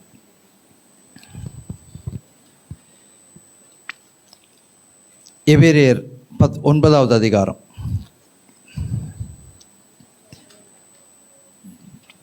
14வது வசனம். சேர்ந்து வாசிப்போமா? நித்திய ஆவியினாலே தம்மை தாமே பழுதற்ற பலியாக தேவனுக்கு ஒப்பு கொடுத்த கிறிஸ்துவனுடைய ரத்தம் ஜீவனுள்ள தேவனுக்கு ஊழியம் செய்வதற்கு உங்கள் மனசாட்சியை செத்த கிரியைகளற சுத்திகரிப்பது எவ்வளவு நிச்சயம். மனசாட்சி சுத்திகரிக்கப்படுகிறது. மனசாட்சின்றது குத்திக்கிட்டே தான் இருக்கும். ஒரு தப்பு செய்கிறோம், ஒரு பாவம் செய்கிறோம், செய்ய வேண்டியதை செய்யாமல் போகிறோம், செய்ய வேண்டாததை செய்கிறோம், குத்திக்கிட்டு தான் இருக்கும். அது கர்த்தருடைய வார்த்தை சொல்லுகிறது, ஜீவனுள்ள தேவம் செய்வதற்கு உங்கள் மனசாட்சியை செத்த கிரியைகளற சுத்திகரிப்பது எவ்வளவு நிச்சயம். செத்த கிரியைகள். இப்போ நான் சொன்னேன் பார்த்தீங்களா, மிஷினரிங்க வரும்போது இந்த இந்திய தேசத்தில் நிறைய செத்த கிரியைகளை எடுத்து போட்டாங்க. நிறைய செத்த கிரியைகள். எதுக்கு பண்ணுறான்னே தெரியாது, எதுக்கு பண்ணுறானே தெரியாது. 3 தடவை இப்படி சுற்றணும், 3 தடவை அப்படி சுற்றணும். எதுக்குப்பா சுற்றணும் அது எனக்கு தெரியாதுங்க. எங்கள் தாத்தா சுற்றினாரு, எங்கள் அப்பா சுற்றினாரு, நானும் சுற்றுறேன். நீ எதுக்காக சுற்றுற தெரியலைங்க. முன்னால் கால் எடுத்து வைக்கக்கூடாது, இந்த கால் எடுத்து வைக்கக்கூடாது. இருக்கிறதே 2 கால் தான். எதாவது ஒன்றை எடுத்து வச்சா தானே என் முன்னால் போக முடியும். ராவு காலம், குளிகை காலம், இந்த காலத்தில் இது செய்யக்கூடாது, அந்த காலத்தில் அதை செய்யக்கூடாது. மூட பழக்க வழக்கங்கள். நான் அவங்கக்கிட்ட சவாலாக கேட்குறது இதுதான். ராவு காலத்தில் உனக்கு ஒரு 10,000 ரூபாய் கொடுக்குறேன், வாங்குவியா வாங்க மாட்டியா? எவனாவது ஒருத்தன் சொல்லுவான், நான் சொல்லுங்க பாப்பா, இல்லைங்க ராவு காலத்தில் நான் 10,000 ரூபா வாங்க மாட்டேங்க. 6 மணி ஆகிட்டா பணம் கொடுக்கக்கூடாது, வாங்குவியா? வாங்கிப்பேன். ஹாஸ்பிட்டலில் கொண்டு போய் அட்மிட் பண்ணுங்கள், சீரியஸாக அட்மிட் பண்ணுங்கள். டாக்டர் சொல்கிறாரு இப்போ ராவு காலம் நான் பார்க்க முடியாது, ஒத்துப்பானா? ஆஸ்பத்திரியே அடித்து உடச்சிருவான். ஆனால் இவன் யார்? இவன் ராவு காலம் பார்க்குறவன். மற்ற காரியத்துக்கெல்லாம் ராவு காலம், தனக்கு சாதகமாக இருக்க இடத்துலலாம் ராவு காலம், குளிகை காலம். மூட பழக்க வழக்கங்கள். கிறிஸ்துவுக்குள்ளே நீங்களும் நானும் இன்றைக்கி சந்தோஷமாக சொல்கிறேங்க, கிறிஸ்துவுக்குள்ளே நீங்களும் நானும் விடுதலை பெற்றிருக்கிறோம். அல்லேலூயா. அந்த பயமே நமக்கு இல்லை. பார்த்தா நடக்கிறோம். வெள்ளிக்கிழமை என்ன டைமு, சனிக்கிழமை அப்படி ஒருவேளை இங்கே யாராவது உட்கார்ந்துட்டு இருந்தீங்கன்னு வைங்க, உங்களை விட ஒரு பரிதாபமான ஒரு ஆத்மா வேறு எங்கே இருக்க முடியும். அவனுக்கு தெரியல, அவன் உட்காந்துருக்கான், செய்கிறான். ஆனால் எல்லாம் தெரிஞ்ச பிறகும் இன்னுமே வெள்ளிக்கிழமை, இன்னுமே சனிக்கிழமை, இன்னுமே இந்த நல்ல நேரமா கெட்ட நேரமா, இன்றைக்குமே கிறிஸ்தவ திருமணங்கள் ஃபிக்ஸ் பண்ணுறதுக்கு நல்ல நல்ல நாளும் நல்ல நேரமும் பார்க்குற கண் தெரியாத கபோதிகள் இருக்கிறார்கள். அவங்கள அப்படி தான் நான் கூப்பிடுவேன். இன்றைக்கும் டைமை பார்த்து டேயை பார்த்து ஃபிக்ஸ் பண்ணுறது. அது என்ன தான் இருந்தாலும் பிரதர், சிஸ்டர் அது என்ன தான் இருந்தாலும் சிஸ்டர், அது என்ன தான் இருந்தாலும் கரெக்ட் தான், நீங்கள் சொல்கிறது கரெக்ட் தான். ஆனால் இருந்தாலும் நம்ம ஒரு நல்லா பார்க்கணும் இல்லைங்களா? நீ எதுக்கு கிறிஸ்துவை ஏற்றுக்கொண்ட? நீ எதுக்கு ஆண்டவர்கிட்ட வந்த? அந்த அந்த இருளில் இருந்து ஆண்டவர் உன்னை தூக்கி எழுப்பணுன்னு தானே இந்த இதுக்கெல்லாம் பயந்து நடக்கிறது. எதுக்கு நீ வந்து ஆண்டவர்கிட்ட? அப்போ அதுலேயே இருந்திருக்கலாமே, இன்னும் கொஞ்சம் ஸ்ட்ராங்காகவே அதில் இருந்திருக்கலாமே. எப்போ ஒரு மனிதன் கிறிஸ்துவுக்குள் இருக்கிறானோ அவன் புது சிருஷ்டியாக இருக்கிறான். ஆமென். பழையவைகள் ஒளிந்து போயின, எல்லாம் புதிதாயின. ஆமென். இன்றைக்கும் நீங்கள் அந்த டைமை பார்க்குற ஆட்களாக இருந்தால் இன்றைக்கி எச்சரித்து அனுப்புகிறேன் உங்களுக்கு. நான் டைமை பார்க்குறீங்க, டைமை பார்த்துட்டு இன்னும் நாளை பார்த்துட்டு நேரத்தை பார்த்துட்டு ஃபிக்ஸ் பண்ணுறவங்களா நீங்கள் இருந்தீங்கன்னா உங்களை விட பரிதபிக்கப்பட்டவங்க ஒருத்தரும் இருக்க மாட்டாங்க. கிறிஸ்துவுக்குள்ளே சுயாதீனம் இருக்கிறது, கிறிஸ்துவுக்குள்ளே விடுதலை இருக்கிறது. ஏன் சாப்பிட்றதுக்கு பார்க்குறீங்களா? என்றைக்காவது ஒரு நாள் இருங்க வெயிட் பண்ணுங்கள், இன்னும் நல்ல நேரம் வரலைங்க, குளிக்க நேரங்க, இப்போ குளிக்க முடிச்சுட்டு தாங்க சாப்பிடுவேன்னா? இல்லையே, சாப்பிட்றது எப்போ வேணால் சாப்பிட்லாம்.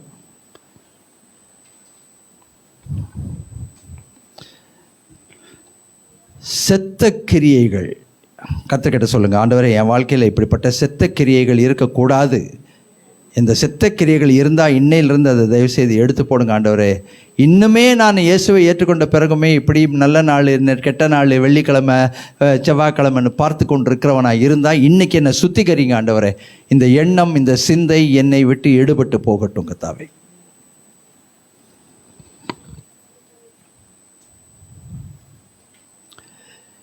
எபேசியர் 5வது அதிகாரம் 2வது வசனம்.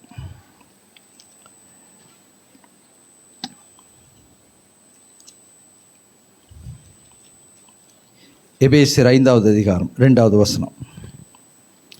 1-2 வாசிப்போமா? சத்தமாக வாசிப்போம், எங்களோட வாசி. ஆதலால் நீங்கள் பிரியமான பிள்ளைகளைப் போல தேவனை பின்பற்றுகிறவர்களாகி கிறிஸ்து நமக்காக தம்மை தேவனுக்கு சுகந்த வாசனையான காணிக்கையாகவும் பலியாகவும் ஒப்பு கொடுத்து நம்மில் அன்பு கூர்ந்தது போல நீங்களும் அன்பிலே நடந்து கொள்ளுங்கள்.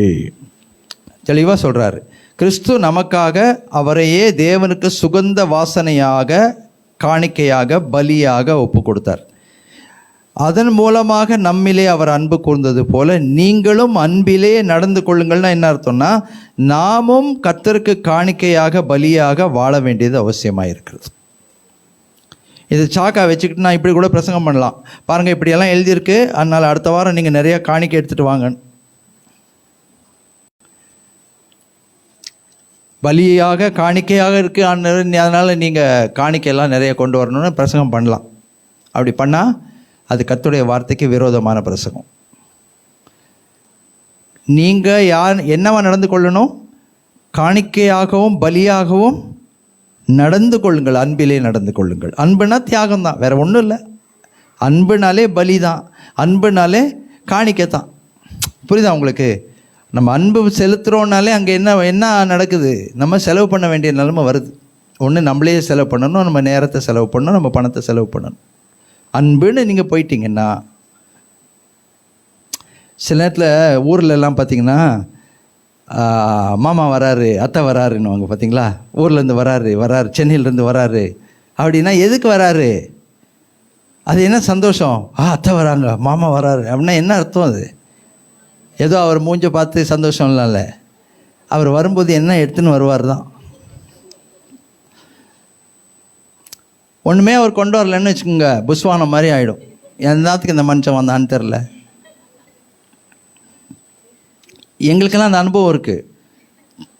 சின்ன வயசில் சொல்லுவாங்க, மாமா வராரு, சித்தப்பா வராரு, ஊர்லேருந்து வராருன்னா ரெடி ஆயிடுவோம். நம்ம ஸ்டேஷனுக்கு ஓடுறது, பஸ் ஸ்டாண்டுக்கு ஓடுறது. என்னப்பா நல்லா இருக்கியான்னுவாங்க. நல்லா இருக்கேன்ட்டு எவ்வளோ பெரிய பேக்கெட் எடுத்துன்னு வந்திருக்காரு, என்ன பை எடுத்துகிட்டு வந்திருக்காரு, அதான் பார்க்குறது கையில் என்ன வச்சுருக்கிறாருன்னு. அப்புறம் வீட்டுக்கு வந்த உடனே கொஞ்ச நேரம் வெயிட் பண்ணுறது. பிரிக்க மாட்டாரா பேக்கெட்டை? என்ன விஷயம் என்ன குணம்? அப்புறம் எல்லாம் எடுத்து வைப்பாங்க, கண்டிப்பாக கொண்டாந்து வருவாங்க, வெளியே வைப்பாங்க. ரொம்ப ஹாப்பி, கட்டி பிடிச்சி முத்தம் கூட கொடுக்கலாம். என்ன கொண்டாந்துருக்கிறார் இல்லையா? அன்புனா இதுதாங்க, அன்புனா இதுதான். ஆனால் அவங்க உண்மையாக அன்பில் தான் கொண்டு வருவாங்க. அவங்க வந்து ஐயோ நம்ம போகிறோம் ஏதாவது வாங்கிட்டு போகணுமே அப்படியெல்லாம் இல்லை, உண்மையாகவே அன்பாக கொண்டாடுவாங்க. நிறைய வாங்கிட்டு வருவாங்க, எதிர்பார்க்கறத விட அதிகமாக தான் இருக்குவாங்க, ஏன்னா அன்பு. அப்போ அந்த அன்புனாலே என்னன்னா நல்லா புரிஞ்சுக்கோங்க, இதை தான் நான் கடைசியாக உங்களுக்கு நான் சொல்லி அனுப்புகிறேன். அன்புனாலே காணிக்கையாகவும் பலியாகவும் நாம் மாறிவிடுகிறோம். காணிக்கையாகவும் பலியாகவும் மாறிவிடுகிறோம். கிறிஸ்துவின் நிமித்தம் இழக்க ஆரம்பிக்கிறோம். அந்த இழப்புக்கு ஒரு முடிவு இருக்கானா? இல்லை. எவ்வளவு நம்ம இழக்கிறோன்றது எவ்வளவு அன்பு வைத்திருக்கிறோம் என்பதை பொறுத்து தான் இருக்கிறது. நம்ம ரொம்ப அன்பு வச்சுருக்கவங்களுக்கு எதை வேணால் நம்ம இழப்போம்.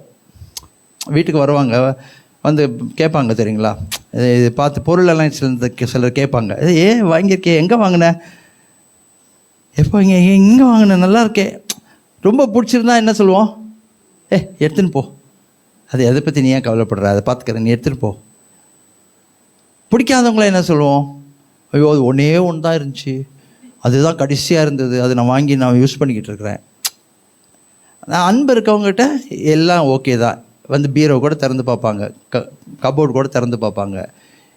அவங்ககிட்ட சொல்லுவோம், உனக்கு என்ன பிடிக்குதோ அதை எடுத்துகிட்டு போ, ஒரு புடவையோ ஒரு பேண்ட்டோ ஷர்ட்டோ என்ன பிடிக்குதோ எடுத்துகிட்டு போ. யார்கிட்ட? அன்பு இருக்கவங்கக்கிட்ட. அன்பு இல்லாதவங்கக்கிட்ட வரேன்னு சொன்னாலே நான் ஊரில் இருக்க மாட்டோம், கொஞ்சம் வெளில போகிறோம். நம்ம ரொம்ப அதெல்லாம் கரெக்டாக யார்கிட்ட என்ன சொல்லணும்னு நமக்கு நல்லா தெரியும். இருக்க மாட்டோம், இப்போ வராதிங்க, ரொம்ப கஷ்டமாக இருக்குது. ஆனால் ஏசப்பாவுடைய பிள்ளைகளாக இருக்கிறோம் பார்த்தீங்களா, அந்த அந்த காணிக்கையாகவும் பலியாகவும் மாறுவதற்கான அந்த ஒரு நிர்பந்தம், அதை நிர்பந்தம் தான் நான் சொல்லணும், அந்த ஒரு நிர்பந்தம் நமக்குள்ளே இருந்து கொண்டே தான் இருக்கிறது. ஆமாம் பாஸ்டர், நான் இப்படி தான் இருக்கேன் பாஸ்டர்னு சொன்னால் நீங்கள் ஆசீர்வதிக்கப்பட்டவங்க, கரெக்டான ரூட்டில் இருக்கீங்கன்னு அர்த்தம். என்ன பாஸ்டர் நீங்கள் சொல்கிறது உண்மை புரியலையே, நீங்கள் போகும்போது திருப்பி ஒரு தடவை கேட்டுப்போங்க, தனியாக வந்து கேட்டுப்போங்க, உள்ளே வந்து தனியாக விளக்குறேன் நான் அது என்னன்றது. If you are imitating Christ, கிறிஸ்துவின் சாயலாக உங்களை வெளிப்படுத்தினீர்கள் என்றால், அன்பின் நிமித்தம் காணிக்கைகளாகவும் பலிகளாகவும் நாம் மாறுவதற்கு இந்த கர்த்தருடைய வார்த்தை தெளிவாய் நமக்கு கற்றுக் கொடுக்கிறது. நிறைய வசனங்கள் இருக்கிறது, கர்த்தருடைய பந்தி இருக்குது, அதனால் அன்போடு கூட நான் நிறுத்தி கொள்கிறேன். அருமையான தேவச்சனமே, கர்த்தருடைய பந்தியை ஏற்றுக்கொள்ள போகிறோம். அந்த பந்தி என்ன தெரியுமா? அவருடைய பரிசுத்த ரத்தம், அவருடைய மாம்சம் கிழிக்கப்பட்டதற்கான அந்த ஒரு நோக்கம். அதை நம்ம கொண்டாட போகிறோம். Celebration of the holy eucharist, இங்கிலீஷில் அப்படி தான் சொல்கிறோம், செலிப்ரேஷன். அதை நம்ம கொண்டாட போகிறோம். ஏன்? எனக்காக எனக்காக எனக்காக என் நேசர், எனக்காக என் ஆண்டவர், எனக்காக என் ரட்சகர் ஜீவனை கொடுத்தாருங்க, ரத்தம் சிந்தினார், என் பாவத்தை மன்னிச்சார், பரிசுத்தமாக்கினார், பிள்ளையா ஸ்வீகரித்து கொண்டார். அந்நியனும் பரதேசியுமா நான் இருந்தேன், பிள்ளையா ஸ்வீகரித்து கொண்டார். செலிப்ரேஷன். நம்ம இப்படி கொண்டாடும் போது ஆண்டவர்கிட்ட சொல்லலாம், ஆண்டவரே நானும் கொஞ்சம் பலியாக காணிக்கையாக வாங்க, வாழ்கிறதுக்கு எனக்கு கிருபை கொடுங்க, கொஞ்சம் நானும் பலியாக காணிக்கையாக தன்னலமாக இல்லாமல், செல்ஃபிஷாக இல்லாமல், செல்ஃப் சென்டர்டாக இல்லாமல், எப்போ பார்த்தாலும் நான் என்னுடையது, என் குடும்பம், என் வீடு என்னோடது, என் வருமானம், என் சொத்து சுதந்திரம் என்னோடது, நான் பணம் பண்ண போகிறேன், நான் இதை பெருக பண்ண போகிறேன், நான் வந்து நல்லா இது பண்ண போகிறேன் அப்படின்னு இல்லாமல், ஓரளவுக்கு கொஞ்சம் காணிக்கையாக கொஞ்சம் பலியாக, ஆண்டவரே கிருபை பாராட்டுங்க, கிருபை பாராட்டுங்க, கிருபை பாராட்டுங்க ஆண்டவர்கிட்ட சொல்லுவோம். ரெண்டாவது, செத்த கிரியை என் வாழ்க்கையில் இருக்கக்கூடாது ஆண்டவரே. இந்த மூட பழக்க வழக்கங்களெல்லாம் எனக்குள்ள இனிமேல் இருக்கக்கூடாது. இனிமேல் இந்த மூட பழக்க வழக்கம், டைமை பார்க்கறது, நேரத்தை பார்க்கறது, காலத்தை பார்க்கறது இருக்கக்கூடாது. ஆண்டவரே கிருபை கொடுங்க. இந்த திருப்பந்திக்கு ஆயத்தமாய் வந்திருக்கிறவர்கள் நீங்கள் அனைவரும் எழுந்து நிற்கும்படியாக கேட்கிறேன். நாம் ஏற்கனவே ஆயத்தத்தோடு வந்திருந்தாலும் கூட மறுபடியும் நம்முடைய இருதயத்தை ஒரு முறை நாம் ஆயத்தப்படுத்திக் கொள்வோம். நாம் இந்த நேரத்தில் நாம் கேட்ட வசனத்தின்படி இதோ அந்த சிலுவையினாலே நமக்கு எல்லாவற்றையும் தேவன் கற்றுக் கொடுத்தார். அநேக காரியங்களை நமக்கு அவர் கற்றுக் கொடுத்த தேவனாக அவர் காணப்படுகிறார். ஆகவே நாம் முக்கியமாக அவர் தாழ்மையை அவர் தரித்து கொண்டவராய் காணப்பட்டார். அந்த தாழ்மையின் சிந்தை நமக்கு இருக்க வேண்டும். நம்மை கர்த்தர் எந்த நிலைமைக்கு உயர்த்தி இருந்தாலும் கூட நாம் தாழ்மை உள்ளவர்களாய் ஒருவருக்கொருவர் விட்டு கொடுத்து ஒருவருடைய பாரத்தை சுமந்து நாம் அவருடைய பிரமாணத்தை நாம் நிறைவேற்றத்தக்கதாய் கர்த்தர் தாமே நமக்கு உதவி செய்ய வேண்டும். ஆகவே இந்த நேரத்திலே பார்க்கிறோம், கொலோசையர் 2வது அதிகாரத்திலே நாம் எப்படியாக படிக்கிறோம். 11வது வசனத்திலிருந்து, கிறிஸ்துவை பற்றும் விருத்த சேதனத்தினாலே மாம்சத்துக்குரிய பாவ சரீரத்தை களைந்து விட்டதினால் கையால் செய்யப்படாத விருத்த சேதனத்தை அவருக்குள் நீங்கள் பெற்றீர்கள் என்று சொல்லி பார்க்கிறோம். நமக்கு எதிரிடையாகவும் கட்டளைகளால் நமக்கு விரோதமாகவும் இருந்த கையெழுத்தை அவர் குலைத்து போட்டார். அது நடுவில் இராதபடிக்கு எடுத்து சிலுவையின் மேல் ஆணி அடித்து துரைத்தனங்களையும் அதிகாரங்களையும் உரிந்து கொண்டு வெளியரங்கமான கோலமாக்கி அவைகளின் மேல் சிலுவையிலே அவர் வெற்றி சிறந்தார். ஆகவே மாயமான தாழ்மையிலும் தேவதூதர்களுக்கு செய்யும் ஆராதனையிலும் விருப்பமுற்று காணாதவைகளிலே துணிவாய் நுழைந்து தன் மாம்ச சிந்தையிலே வீணாய் இருமாப்பு கொண்டிருக்கிற எவனும் உங்கள் பந்தய பொருளை நீங்கள் இழந்து போகும்படி உங்களை வஞ்சிக்காதிருக்க பாருங்கள். கிறிஸ்துவுடனே கூட உலகத்தின் வழிபாடுகளுக்கு மரித்ததுண்டானால் இன்னும் உலக வழக்கத்தின்படி பிழைக்கிறவர்கள் போல நீங்கள் மனுஷருடைய கற்பனைகளின்படியும் போதனைகளின்படியும் நடந்து தொடாதே, ருசி பாராதே, தீண்டாதே என்கிற கட்டளைகளுக்கு உட்படுகிறது என்ன என்று சொல்லி கேட்கப்படுகிறது. ஆகவே இப்படிப்பட்ட போதனைகள் சுய இஷ்டமான ஆராதனையை உண்டாக்குகிறது, மாயமான தாழ்மையை கொடுக்கிறது. சரீர ஒடுக்க பற்றி ஞானம் என்கிற பெயர் கொண்டிருந்தாலும் இவைகள் மாம்சத்தை பேணுகிறதற்கே ஒழிய மற்றொன்றிற்கும் பிரயோஜனப்படாது. ஆகவே நாம் மேலானவைகளை நாம் தேடுவோம். தெய்வத்துவத்தின் பரிபூரணமெல்லாம் அவருக்குள்ளே வாசமாக இருக்கிறது. இவ்வுலகத்துக்குரியவைகளை அல்ல, நாம் மேலானவைகளை நாம் தேடத்தக்கதாக கர்த்தர் தாமே நமக்கு இந்த நேரத்தில் உதவி செய்வாராக. நம்மை தாழ்த்தி நாம் இந்த நேரத்தில் கர்த்தருடைய சமூகத்தில் ஒப்பு கொடுப்போம். அவருடைய காயங்களை நினைத்து அவருடைய இரத்தத்தை நாம் இந்த நேரத்தில் நம்முடைய கண்களுக்கு கொண்டு வருவோம். சிலுவையின் காட்சியை நம்முடைய கண்களுக்கு முன்பாக நாம் கொண்டு வருவோம். சிலுவையை நாம் நம்முடைய கண்களுக்கு முன்பாக நாம் கொண்டு வருவோம். அவருடைய தியாகத்திற்காக நாம் தேவனுக்கு நன்றி செலுத்துவோம். அவருடைய தழும்புகளால் நாம் குணமாகிறோம். விட முடியாத காரியங்களை விடுவதற்கு அவருடைய நாமம் நமக்கு போதுமானதாக இருக்கிறது. அவருடைய இரத்தம் நமக்கு போதுமானதாக இருக்கிறது. ஆகவே வெற்றி சிறந்த வாழ்க்கை வாழ்வதற்கு கர்த்தர் தாமே நமக்கு உதவி செய்வாராக. ஒரு பயபக்தியோடு கூட, தகப்பனே, இந்த நேரத்திலே நான் இந்த திருப்பந்திலே பங்கு கொள்வதற்கு நீர் எனக்கு உதவி செய்தலும் என்று சொல்லி முற்றிலுமாய் நம்மை தாழ்த்தி நாம் ஒப்பு கொடுப்போம். இனி மறுபடியும் நாம் செய்து கொண்டிருக்கிறதே நாம் செய்ய வேண்டாம். அதை வெற்றி சிறக்க செய்கிற தேவன் நமக்கு இருக்கிறார். நாம் வெற்றியோடு வாழ கண்டிப்பாக முடியும். ஏனென்றால் அவர் வெற்றி சிறந்தவர், சிலுவையின் மேல் வெற்றி சிறந்தவர். ஆகவே இந்த நேரத்தில் கூட முற்றிலுமாய் நம்மை தாழ்த்தி இந்த திருப்பந்தியிலே பங்கு கொள்வோம். நீங்கள் முன்பாக வந்து குடும்பமாக வரலாம் அல்லது தனியாக வரவர்கள் நீங்கள் வரலாம். முதலாவது சகோதரர்கள் வந்து இந்த பந்தியிலே பங்கு பெறும்படியாக கேட்கிறோம். நீங்கள் தாமதமில்லாமல் ஒருவருக்கு பின்பாக ஒருவர் வந்து இந்த பந்தியிலே பங்கு கொள்ளும்படியாக நாங்கள் உங்களை அழைக்கிறோம்.